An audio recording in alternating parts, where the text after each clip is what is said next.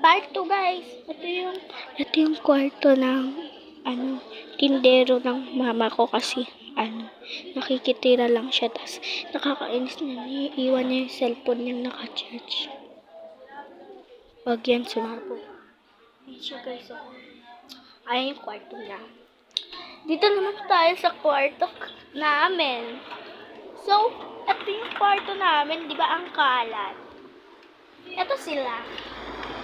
Mag-hi naman kayo. Uy, mag-hi ko na kayo. Ito mag-hi. Hi ka na.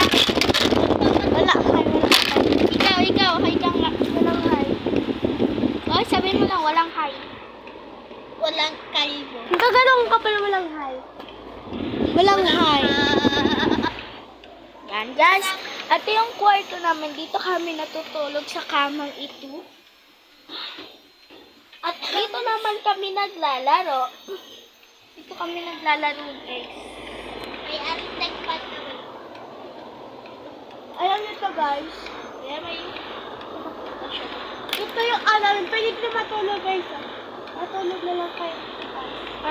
Bawal papasok tayo. Baka mahulog tayo. Laban na tabay ka ngayon. Alam ba to? May bubong kasi kami dito sa dito. Dalawa yung bubong namin. Isa sa taas, yung totoong bubong Dito talaga. kami natutulog sa kamang to. Tapos dito naman kami naglalaro. Kaso nga lang, pwede din tutulugan eh. Pwede din tutulugan, guys. Pero mas natutulog kami dito. Kasi bawal nga lang dito, Dito kami. bawal hindi kasi dito yung tatlo. Oo. Dalawa lang o kaya isa. Pag humiga ka. Yes. Kapag, Pero kapag maglaro, pwede lahatan. pag uupo ka, maglalaro ka, pwede 4 or 5. Or anin. Oo, saan ko to lalagay? Dito. Sinita Latina, lahat. Kailangan pala itong ibaksak ko yung cellphone na to para magkakaroon.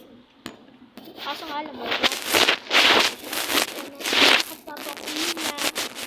Latina. Ano nyo to? Ito yung dati, sisito eh. Ito yung aso nila dati. Aso namin dati. Patay na siya.